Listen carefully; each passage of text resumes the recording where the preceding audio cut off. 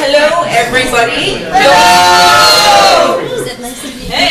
We will reconvene in 1 minute. We have a couple of open seats. If anybody would like to chance it now. There we go. Thank you very much. Everyone take your seats. We will start the open mic in a second, but before we do that, if I could just encourage everyone to give another round of applause.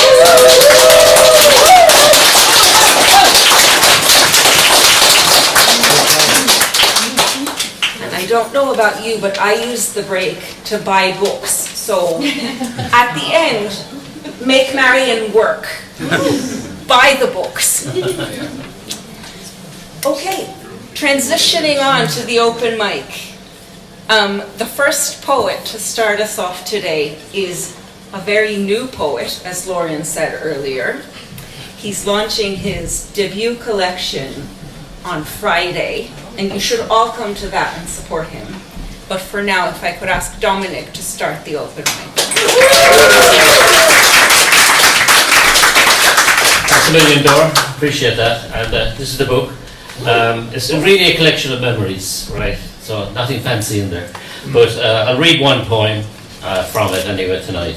It's called Killeen. I don't know if you know what a Killeen is. It's a burial ground for unbaptized children, which even up to the mid-20th century was still happening. They weren't allowed to be buried in sacred ground, I suppose. Okay, Killeen. And it's for a relative of mine, Dave Moran. We buried you without bell in an unmarked grave 2 feet deep. That night I heard the mongrel dogs. Next morning I made my way back to the graveyard, grabbed 2 headstones and laid them over the fresh earth. It eased my pain, knowing your soul was in the arms of our Heavenly Father and your body safe in the arms of our earthly mother. For over 50 years you lay there, undisturbed among the innocents, as the hedgerow approached, making it invisible except to those who knew. But yesterday, as the wind blew through a bright Rossbrine day, I scrambled once more over the stile, through the barbed wire and brambles, and looked for your spot, and found a crumbling stone, uneven earth and scrub. As I turned to leave, a startled crow flew from the branches overhead, and a dog at my heels gave a whimpering cry for you, silent among the scrub of the Killie. Thank you very much.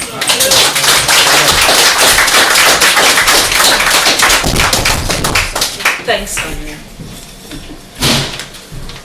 I was so excited coming up and starting the open mic earlier that I forgot to talk about a tradition we have here, where we write little messages and send them back on the poster for tonight, which you can look at when I pass it around. And we will send it away with our guest poets today. So if you want to leave them a message, and it's a nice memento, so do leave them a message. I'm passing this along. I'll start with Valentine over here.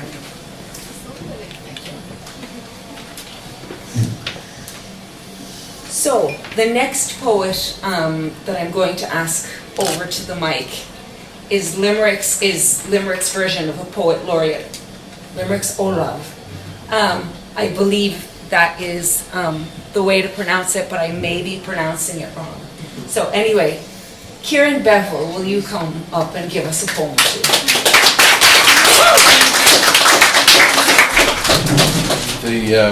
The poet laureate was for April 2022 or something. I'm happy to hold on to the title. Yeah, I think it's good idea. Yeah. Hold on to your laurels.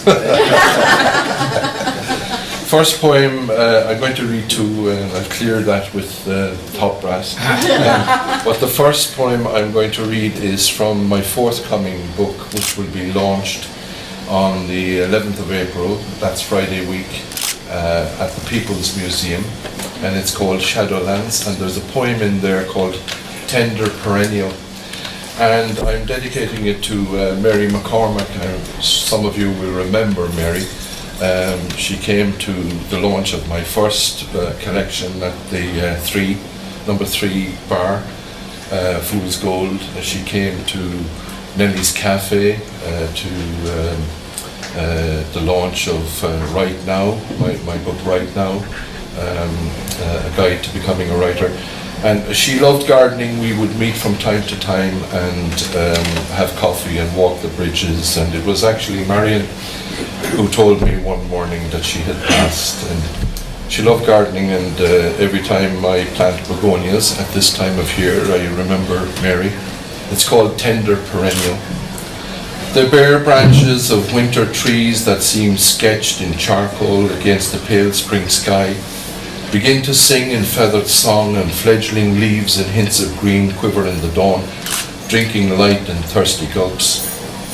Today I will plant the window boxes again. Some half-sheltered begonias survive the frost, and I think of you, a tender perennial who did not.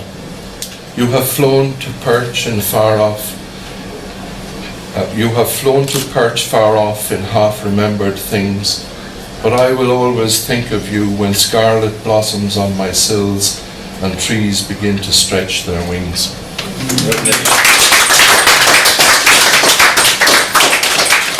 And the second poem, how many of you remember the iconic club Joe Malone's? Yeah. Well, I remember this place in the 70s. I lived in the city centre before moving to Cork.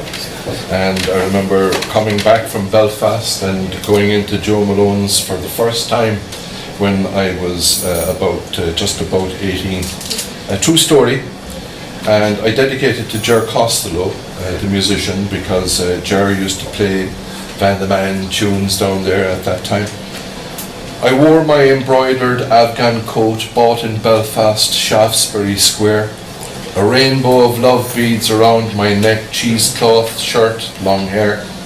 Arrived at dusk, doused in patchouli oil, strutting like a stag, scented musk in rutting season, patched bell-bottom Levi jeans, red tag of course, moccasins from Camden Town, a stash of hash, Moroccan gold from the Marrakesh Express in the plectrum pocket, GC playing Van the Man, and yes, it was a marvellous night for a moon dance.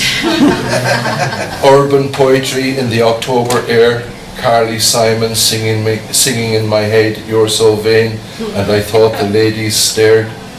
Rogues and rebels, poets and troubadours, lovers, the tormented and the troubled came and went through those doors. We inhaled J.J. Cale, unfurled our souls to catch the wind in our sails, talked Sartre, Camus and Hermann Hesse. Her hair tumbled down her breast. Conversation billowing filled the room like smoke, and we were high on dreams, talked long, long, long into the mystic night, sang Crosby, Stills, Nash and Young, and there was harmony and rhyme as we began to cross an ocean in that vast expanse of time. Thank you. Thank you. Sorry, I meant to say The things happen. next poet is a serial First Wednesday series attendee. We love hearing him. Martin, will you come up and read for us?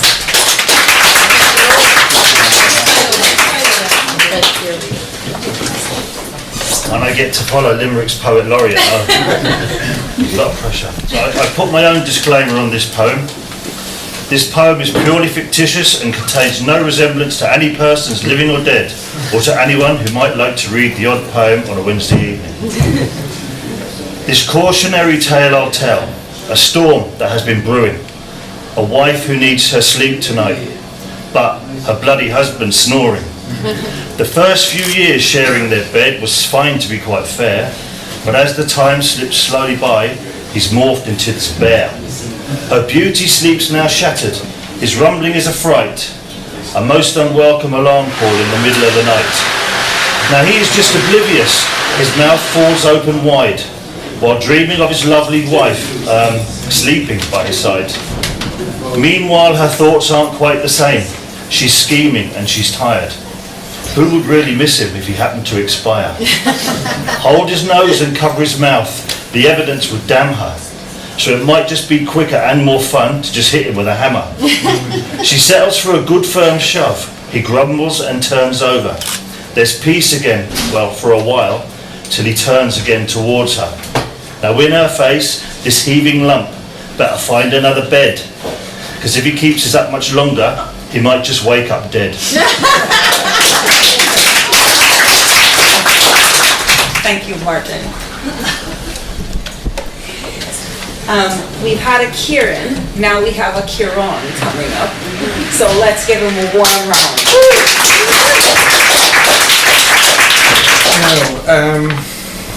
I was going to read this poem a month ago and I didn't, so I'm going to give it a go tonight. Now that I'm happily middle-aged and happy, I realised I went through a very difficult time in my early 20s, not unlike a lot of other people. And I was lucky enough to come through it, but this poem is about someone who didn't name it. And thinking about this poem over the past month, I realised there's an element of survivor guilt about this. So it's called The Slow One. And it's set in 1998 when Bill Clinton came to Limerick. The Slow One. The guards were welding manholes shut in O'Connell Street for Bill Clinton. Over a slow one, he sized me up, a pensive eye, hand on chin, amazed I'd made it so far with so little. Sport is my thing, he said, and your thing is history. Ask me anything about sport, he said, rapping the table like he was sent to save me. He would have a second row seat when Bill Clinton came to town. Hard it rained down that Saturday on O'Connell Street. I watched on TV, didn't see him, but he was there, he said, in full view, in the second row, because he was in with the right sort. Then he started to instruct me in how the Munster line-out could be art. He wanted to know more about the siege of Limerick, the tales of the Black Battery, siege food. I told him about tallow pancakes, cooked from candles to stave off want. The last time I saw him was a cold morning on O'Connell Street, a 3-day beard on his chin, a sleeping bag in his oxter, eyes wild with fear or gin or exhaustion. I stood him a pint of stout. He ate it. There was an outside chance that he didn't know me. Looking back over and again, I should have brought him hot food. On a busy O'Connell Street, Saturday promenading, his lonesome, lonely end was bitterly explained to me. I lit a paltry candle, felt a longing for a certain timbre of conversation. I admit now our fallacy of rotted youth, that in thinking we alone suffered, we were so completely, utterly wrong. Still, I hear Bill Clinton is going strong. Thank you. Thanks, Carol. Next, Ja, I think we need to have a chair with your name on it sat there for next week. We'll see if we can manage it, but will you please come up to the mic? Good evening. My poem name, Lover of Desire. A long time ago, when I was born at the South Pole, under the open sky, then a bright star indicated me this all is an incomplete terminal. After that, many years have passed. During the time, I lost a lot of things. Lost the first poem of my first youth, but I didn't lose that bright star in the sky. One evening, the star asked me, "Are you starving?" I replied, "We are starving for religion, for envy, because of someone greed." At once, I asked the star, "Could you tell me about the United Nations?" The star replied, "The United Nations, like a cursed graveyard, I asked the star again, please could you tell me, who am I? The star replied, blood. You are the blood of horizon and god of poetry. Another evening, I found that star is like an elusive and more beautiful than the lover of desire. Thank you.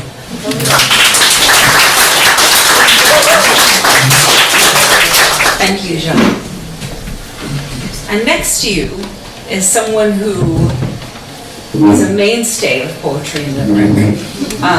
When I first came here, he was playing and reciting, and yeah, so thank you for taking that spot in the Limerick poetry scene. Nick, will you come up and read?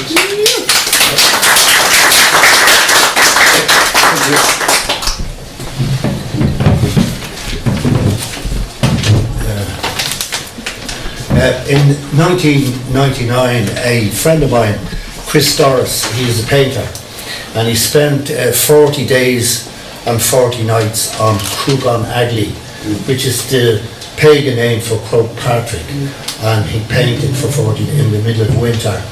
And John Moriarty, the philosopher, opened the exhibition as Ivor Brown was there, and we were all trainees of Dr. Ivor Brown, the psychiatrist. Well, he called us trainees, other people called us his patients.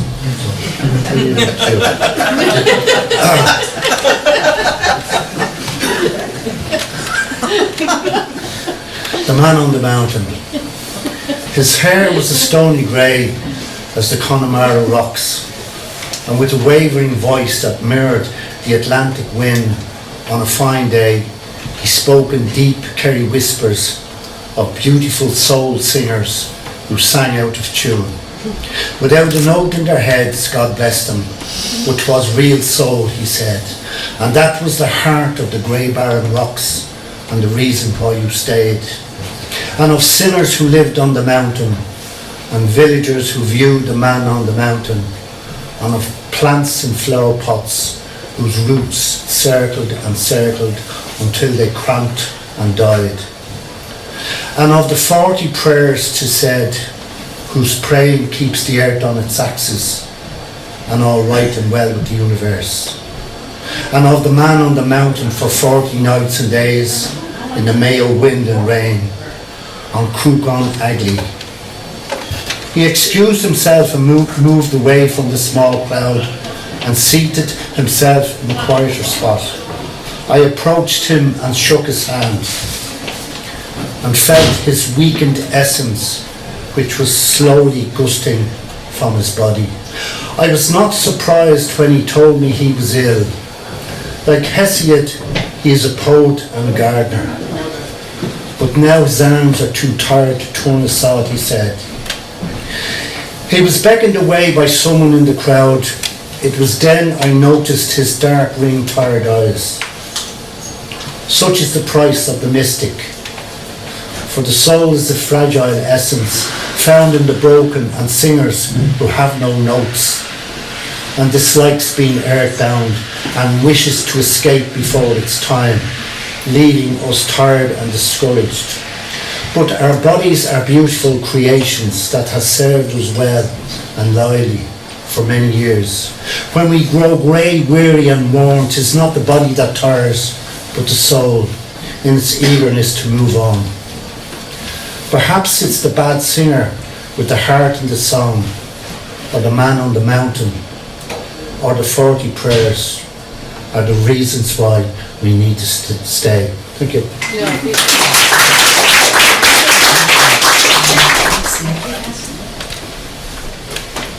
Next, another person who is one of those people where when I first came I was like, wow,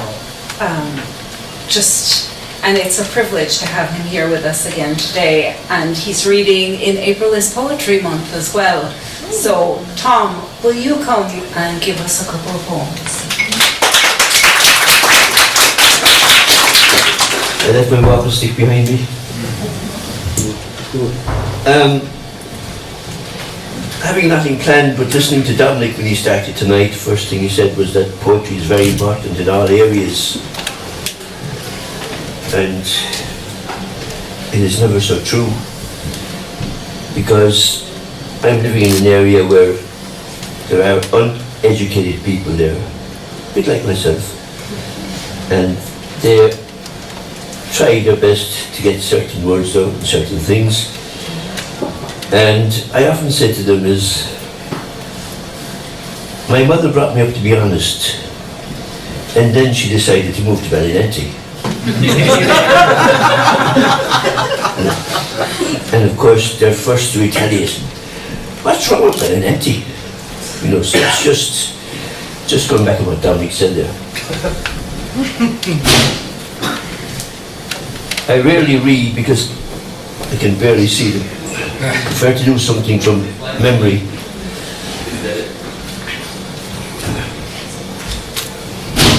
And I might have to do something from memory. My granddaughter's with me tonight, and she always gives out to me for not reading a certain poem, but I hope I get through it for her. It's called Dolphins. Lost to the soul of my subconscious mind, searching for the in-between, the unknown, trapped in the autism of thought, the inside looking in the outside, touching the upside downside. Empathy, thinking I can shake hands with the future by booking my holidays a year in advance. Forgetting that the future can be erased by the present, it can also be erased by the past. Why can't humans pitch like dolphins? There are no poets, there never was, only interpreters plagiarizing works already submitted by the universe. Butterflies, hissing at such a thought. Fish splashing violently throughout the waters of the world, creating a tsunami. Birds soaring from the skies in act of protest. Trees refusing to let go their leaves in the fall, ignoring winter's call. Why can't humans pitch like dolphins?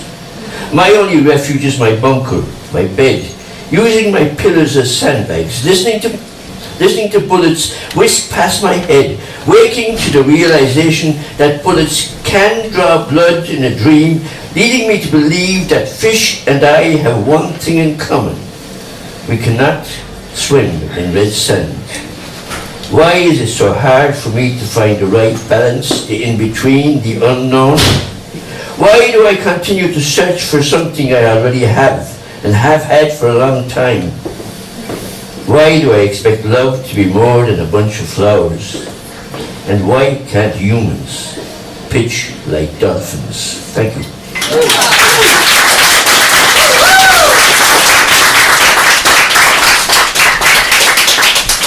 Thank you, Tom. The next poet is a poet I first saw in print and then found out they lived in Limerick, which was a lovely surprise. And it's been lovely to be able to read them and hear them in person. So, Ellen, are you here? Yeah, you are. This is a poem that emerged after a conversation with a bunch of friends where we all discussed the fact that we all had our greatest creative ideas after a night out. And one of them described how he had begun to simulate being on a night out by sitting at a Lewis station in the middle of the night eating a fruit cocktail from a tin. And apparently it worked. So this one's for you, Kevin. Conscious, I lay the straw in neat rows, each stem pointing towards the sun. Sparse, they cover every nook and cranny, spraying moire all over my face. Undulating as the fibres contract, each droplet rising above the furrows. Prisms coalesce in the twilight to dissipate with the dawn. It's the sort of geometry that catches the limelight, disco flickering in the folds of my eyelids. Tar slick staining my cheeks, eating away till the layers have left nothing but a muddied haze. Sweet mists of coconut rum, days remnants of my sleep cycle drifting round my brain, keeping beat with the vintage club track. Oh man, we all look the same, sickly under fluorescent streetlights. Aghast, the morning dew laps at our ankles. Not quite time for the grass. Still the pavement catches a few, nearly pulling them over. If it weren't for the hands of some strangers, pulling them upright, a pat on the back, giggling, make sure you make it home safely. Thank you, Ellen. And if Ja deserves an honorary place over there, Beth deserves an honorary place over there. Will you give us a poem then?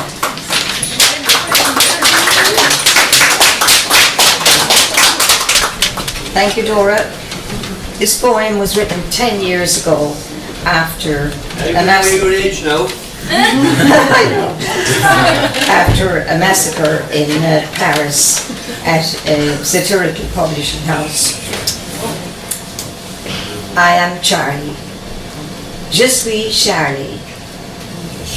All that glisters is not gold. William Shakespeare, 1564, 1616. I am the court jester. I mock the king's follies. His majesty guffaws. I keep my head. I am a mirror. You gleam your image. I glow your shadows. Affront your plumage. Charlie exposes your underbelly, magnified and misshapen. Paris, le 12 janvier 2015. The sound of bullets. Your frail ego's answer. You can't kill your own reflection. You can only hide from it. Thank you.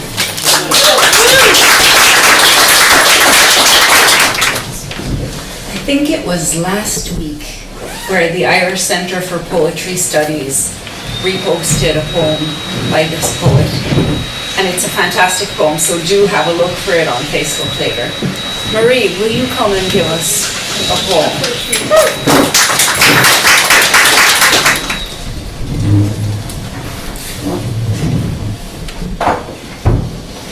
Our souls. Between us, on the tan vinyl bench, you went eye to eye with the assistant as she gushed good girl superlatives, pulling your stripes ankle socks toward her. She eased green stick feet to a steel gauge, assessing the measure of tiny winged soles. Squatting by the mirror, you embraced shiny buckles on T-bar black leather, and with a jaunty smile, rose inch by inch to 2.5 feet, sprung as if from a starting block to totter, arms half-span towards the swing door. I jumped, the future stuck in my dry beating throat. Your father had already caught up, spun you like a globe, soothing the sting from the first of our many departures.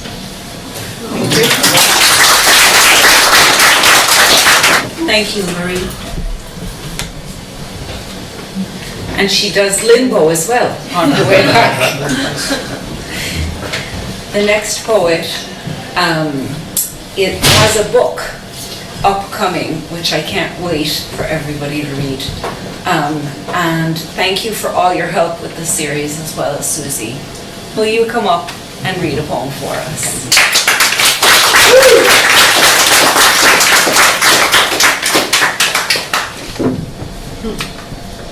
I'll just hold it there.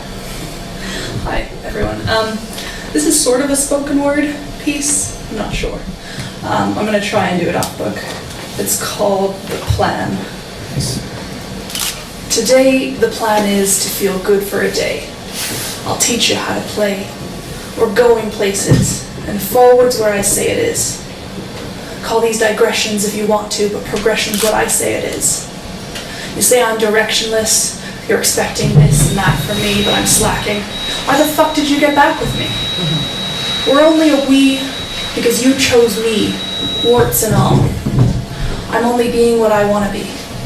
Lonely or not, I'm going to be here pursuing happiness, so stay if you want. Whatever the fastest is, I'll have it. I like whatever's handiest. Just hurry with that shit and get it into me. Metastasis everywhere. I smash it in, I whip it into mash and whack a little cream in. I'm drip feeding, baked, I'm slipstreaming, half awake. Oh, be a darling, numb the ache, and wake me when you're done. For in my sleep, I know what dreams will come. But don't come knocking, doll. I won't be home. I didn't want to stay and didn't want to be alone. No one makes it into this party, see. The only guest here is me, and I'm not even welcome. I don't need your help, love. Why'd you pack me a lunch, and why'd you ask for all these hugs and kisses? You want to be my missus? Just be normal. Christ. Do you understand this is a game and that's a fucking strike? Sure, you can sleep here if you want to, like. We'll watch a film and then another. We'll go hunting for grey hairs. We're going somewhere, and by God, we're gonna run there. Forwards where I say it is.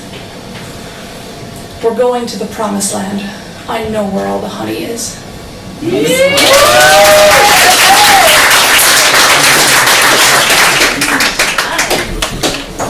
Thank you, Susie. So, the next poet that I would like to call to the mic, we've been fortunate to hear them before, and I can't wait to hear what you have today, Valentine. Woo! Come on. Hello.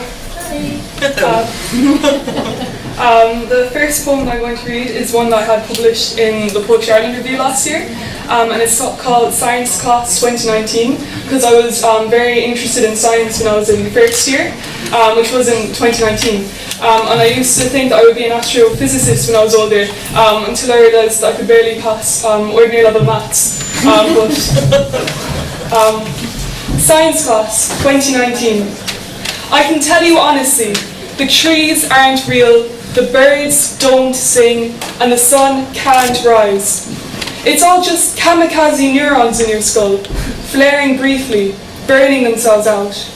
What exists beyond the bounds of trembling sight and sound isn't real. The trees exist only in your eyes. The birds sing a concert to an audience of one, and the sun settling on your skin is close enough to touch. There is no space between planets. If, on a clear night, you stood outside, balanced on a chair and reached out, you could grab a star and pull it gently down to Earth.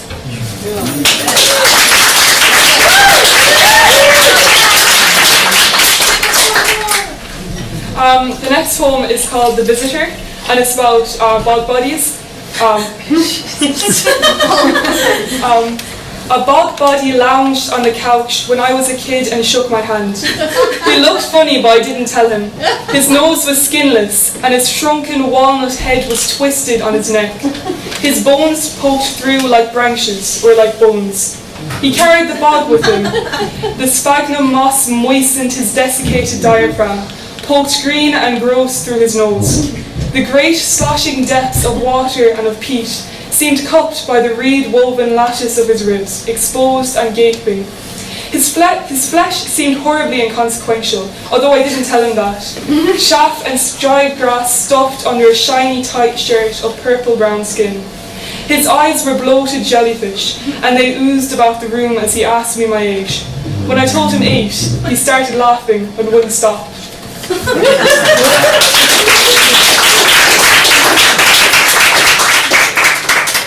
The last poem I wrote last summer when there was a lot of thunder and lightning, and I wrote it when I was listening to an Irish language rock band from the 80s called Na Fiarain, which means the faithful, so that's the name of the poem. Fling open the windows and let the world rush in, lightning racing across a yellow-washed sky. Lean out, brace your hands on the second-story sill, and still as mountains of sound crash over you. Booming, unfolding, a body unravelling in the clouds. Looming trees bracket the road. Headlights flash between leaves as the heavens open up. Rain hissing like secrets flooding the burning ground. Lightning quick, nos na buiha, huge sweeping yawns of wind pummeling you. puka bats swinging, dark shadows swooping from orange streetlight to gold street sunset and the lightning. At first a sky flashed like a flickering light, then looked dead on, a crack tugging two sides of the world apart. Knife shine, moon gleam, silver river sheen of stars. Irish rock yo blares on the radio, 80s reaching out, Níla McAncient Brega, the vibrations rattling your legs, Fado and Aaron, still impossibly tethered to the carpet as the world shake of thunder wrenches your jaws wide into a dog-happy grin. Fanan Shaw, Fan go vekig to, the world wild holding you, fall forward. Thank you. We've been on this side of the room, it's time to go back to that side. The next poet has a piece of paper to show that she is a master of poetry. Emmy, come over. Microphone. Hi, can everyone hear me? Yes. Okay, I'm so bad at these. I've been here for like 18 months now, and I feel like I finally found like how to talk about it being different here from where I was, but I haven't read it out loud yet, so we have to see if it works. To wither in rich soil. The sun sits at the wrong angle in the sky, comes late and leaves too early. My cells wither, like the potted plant I keep forgetting to water. Mud splashes up to my ankles, grass too green and too soft, a richness in the soil I keep forgetting, as I scrape together pennies that are the wrong shape and size. Everyone keeps assuring me it's not too early for the daffodils that wave at me in the wind, blowing from an unfamiliar direction. My housemate sends me to the pharmacy, where the woman behind the counter asks after her health. They do not know each other. The pills are cheap, and I feel like I'm getting away with a crime. There are no lock cages or tiny windows cut into thick glass. I forget to buy vitamin D supplements, and when I head back outside, the sun is still at the wrong angle, already setting. The next poet is a multilingual poet who writes in Oswelga and in English. And he's also responsible for a bunch of the poetry books that have come out in Limerick. Co-responsible with Dominic for a bunch of the poetry collections that have come out in Limerick in the past year. Tommy, will you come and give us a I can't take too much responsibility. It's fantastic poets who keep sending us fantastic manuscripts. This isn't the best poem I've ever written for my daughter, but it will always be the first one. It's kind of just the thoughts that went through my head when I found out that we were pregnant, so to speak. Blackberry picking. After the initial shock wears off, between waves of financial panic and meticulous job applications, arrives September morning sunshine and the chance to relive my youth. Blackberry picking in Clonmacon. All the bushes now cleared from the club car park at Napirsig. Dad still trusting me to gather enough to share for jam or tarts or crumble. Himself no longer in shape to come out and pick them with me. But some things never change. The best berries are still the ones tantalizing just beyond my reach.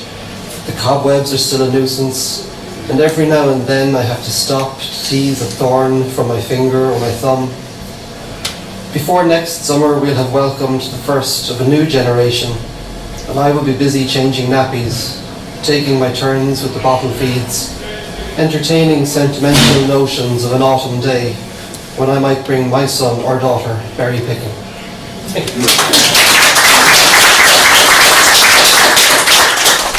Thanks, Tony. A year ago, I think it was a year ago, we had a showcase of the master poets from UL.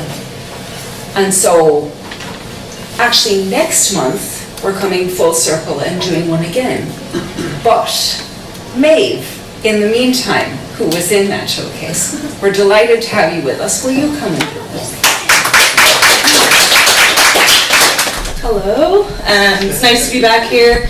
I came here like a year and a half ago to go to UL, but also to find my roots, because my grandma is from Limerick and my granddad is from Tipperary, so there's a lot of reasons that I'd find myself back here, but it was the first time that I performed my poetry was here, about a year and a half ago, and it was a very warm and welcoming crowd. And since then, I've gone on to perform poetry all over the damn place. What was that? Lots of different festivals. It's crazy. So like, yeah, and I think Hugh said something along the lines of like, how do we write during these times? The poets are supposed to say something, and everything's pretty crazy. So what is there to say? And recently I was reading a book about why William Blake is still relevant and why we need him, and the author was saying that, you know, no one knew about William Blake really, and after he died so much of his stuff came out, but all of the people that he interacted with in the meantime are all, there's so many names that we know out of that. And so I think one thing is that like it's just really nice to be here, because I think no matter what happens with our poetry, that's not really the point. It's a sort of collective soup of creativity, and if you hear a poem that makes you go paint a picture tomorrow or be a better person, I think we've done our jobs. That was a spiel. Actually, I'm not going to read, that's all I have to say, thank you. Yeah, but I don't know, I always feel touched about things when I go to poetry readings. So I'll just read like a short one. I like writing poetry that kind of kills the idea of sentimentality, which is why I love sentimental poets, because I don't do that. Alright. I loved your poetry, by the way. Do you want to talk a little bit about that? Alright, this is called Swing 46. Have you seen the people in the jazz club? They move like they're in love. See, I got kicked out because I didn't pay admission. But it didn't matter, because from the pisser I could hear laughter all around me and people kissing, yes, and on the back of my heels were blisters. But anyway, listen, you know I'd give it all to you. Sweet love, sweat, blood, you know the things that I'd do. Ha! Imagine me in this big city still thinking of Ohio and my heart and the things bad movies are about. The ones where the popcorn is better than the plot, and you're settled in your seat with the rest of the losing lot. When you kissed me, I felt something real big swell up inside of me. A balloon swelled inside my heart. It erupted, ached, and burned, and then I forgot.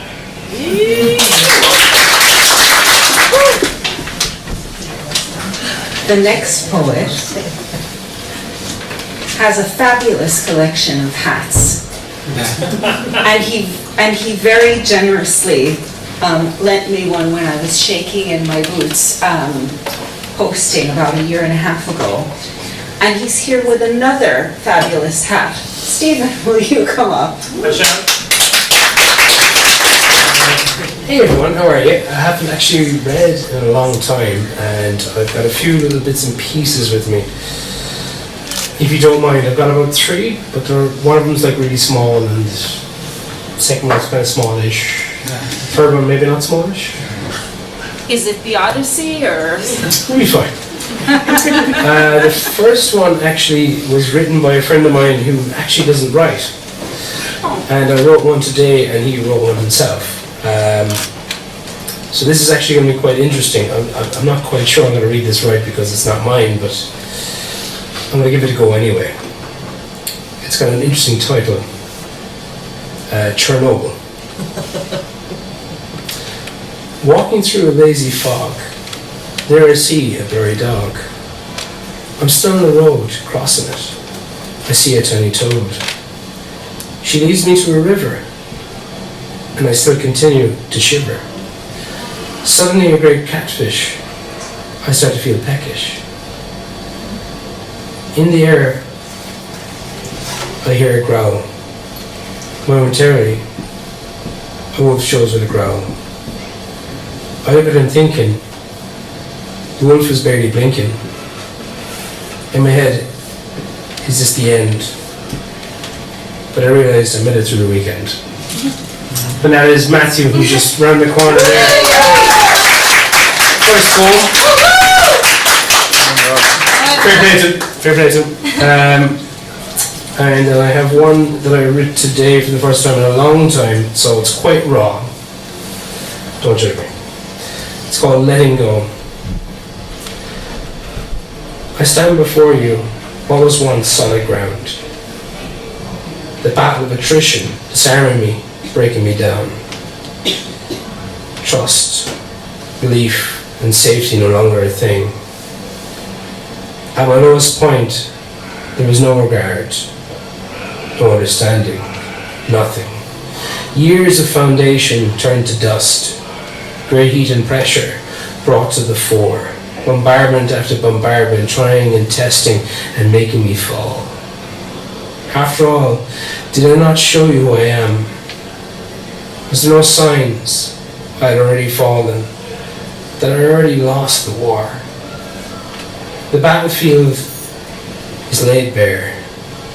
No amount of arrangement, no amount of arms can befriend me here. I only wish I had my brother to help me.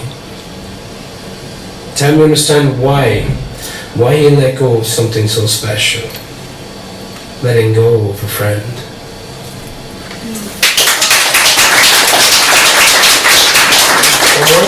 Okay. This is something I wrote around the time of, if you remember, COVID.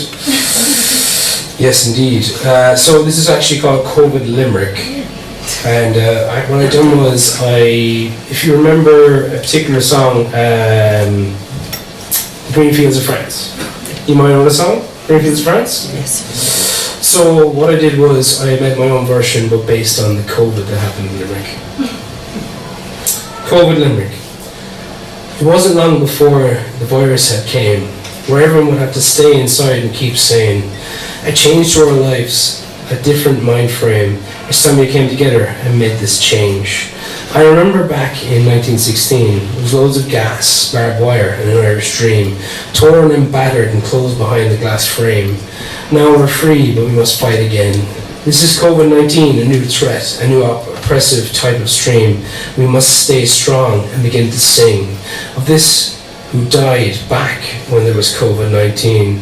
Are you a stranger without even a name? It's time we played your part and stayed away from this strain. We have to prove we are free and stay inside where we are supposed to be. I remember the time back in 2020 where we survived the COVID-19 and it was deadly. And we beat the drums slowly as the last post told us that the virus was no more. And we went only to see the flowers in the forest. Now, young Ireland, did you answer the call? Did you really believe that this was the war of all wars? And finally, when you realised it's real, did you stop and begin to see? Now, young Ireland, did you have a sweetheart in mind? Do those that now live here know why they died? Or are you a stranger who doesn't understand this game? Stop and listen behind your glass frame, because there is no laugh. This is no laugh. This is no game. It's time to stay strong, Ireland. Stay in for all of us and stay strong away from COVID-19. Thank you. Thanks so much, Stephen. I wasn't going to read tonight, but I came here all pressured about time and whatever, and now I am so relaxed. Give us a poem. And it's so wonderful to be here with all of you. So I'll do a small one that's kind of in my head, my community poem. Sorry to those who have heard it before. It's called We Cage the Wounded. We cage the wounded in an aviary, expecting them not to peck, but we do. Bleed and peck and drag our broken wings against our sides to hide exit wounds. We try to grow plumage and perfect our song. Occasionally, a miracle happens, shielding each other from the puncturing wind with our fragile, hard-grown feathers. We form a V and fly out to the sun.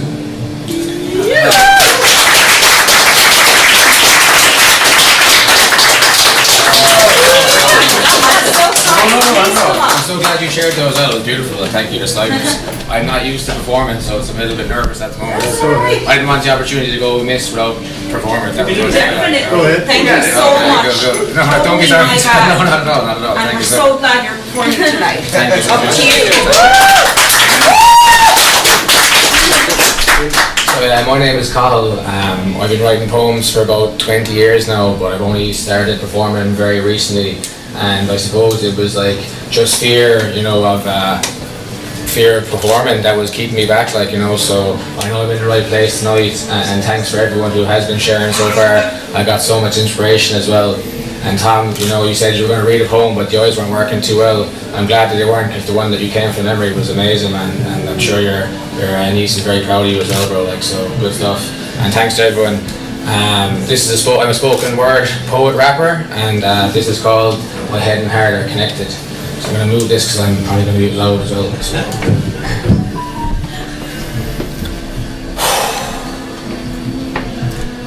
There's some real funny things that's been happening in my mind, man. I've been having flashbacks to a time when I'm a child, man. I've been healing things and feeling things, think I'm freaking out. I be feeling things and healing things, my head's full of doubt. Scream and shout! I be healing things that have happened on the way back. Funny cards were dealt, only now I'm on the way back. Forgive, let go. One love, for show. I've tried this shit and it works for show. All of my life I just felt all this numbness, but I didn't know it would come down to one kiss. She was my compass, she led my heart home, she gave me self-love when myself was unknown. Now that I know that we're all connected, my head and my heart no longer feel rejected, no longer feel infected. I'm big and I'm spacious. It's all starting to make sense, oh my Lord, goodness gracious. And now I can taste it. What's more, I can face it. I've been given this chance, ain't no fucking way I can waste it. The energy's flowing. It all starts with a knowing. I know where I'm going, cause my heart does the showing. My head works for me now, not the other way round. And to start every day, I put my feet in the ground. To connect with this earth and connect into sound. And I promise you, if you listen, the answers, they will come around. No more making plans, I'm open and giving. People think they're scared to live. Fuck that, they're scared to start living. None of this was your fault, but your actions now are. What does it mean to be a real man? It means fuck all about your car. It's not about your money, and it's not about your clothes. It's how you treat people who are around you, how you treat people who are close. Are you a good partner? Are you a good friend? That's way more important to me, and it's not a means to an end. Are you a good husband? Are you a good son? So you want to change the world, kid? You gotta start with the one. The one in the mirror, the one on the shelf. If you want to change the world, kid, you gotta start with yourself. Peace.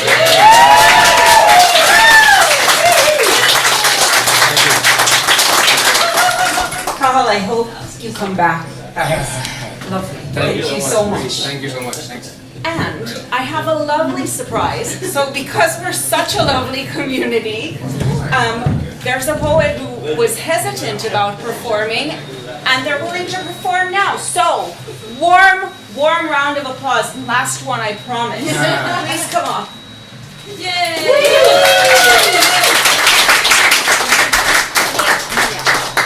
This is Mia. Let's give her another round of applause. Yes, I am tiny, as you can see. And none of this is real. Yes. Really. None of this is real. Anyway. Genuine! What's up, homie? Fushies.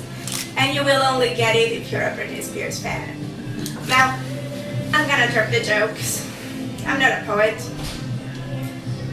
I do write fiction. This is a snapshot. It's It's a moment. Something in someone's head. It's someone's final thoughts.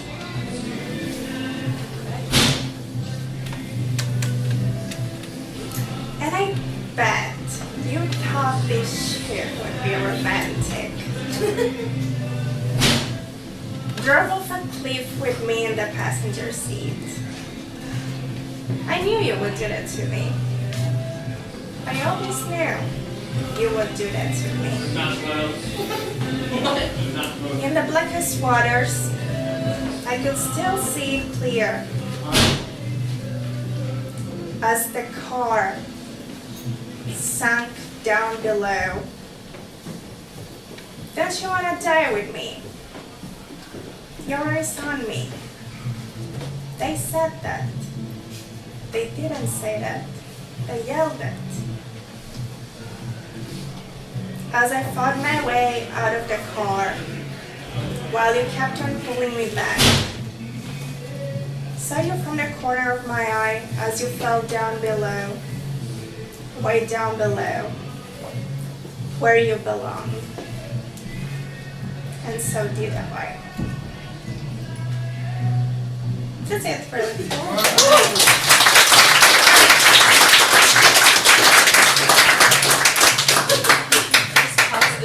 Positive poem. Good Thank mix. Nice mix, yeah. Thank you, Mia. It's lovely to have you, and hope you come back. Thanks, Cathal. Hope you come back. And thanks to all, whether it's your first time here or your 100th time here. Maybe we'll see you next month. Thanks all, and go buy the books. Have a good night. That brings, in a timely way, that brings the night to an end. So I would like to, first of all, thank our guest poets so much for a lovely, lovely reading at the start, and I'd give them a warm round of applause.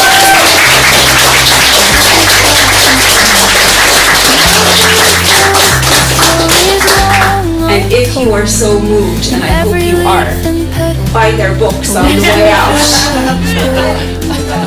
Oh, the forest speaks in silence, in shadows and in light. The gentle kind of comfort, a shelter in the night. No words are ever needed, no promises to keep. It simply holds your heart and lets your spirit breathe.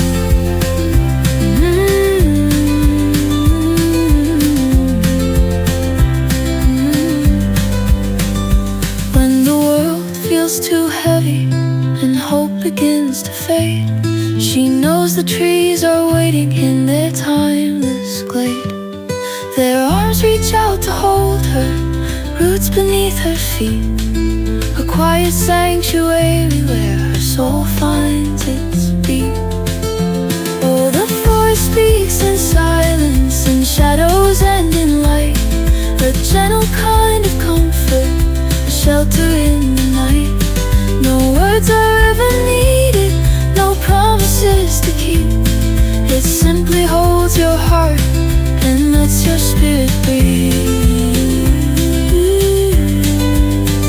So she stays a little longer neath the canopy, letting all her worries drift away like autumn leaves.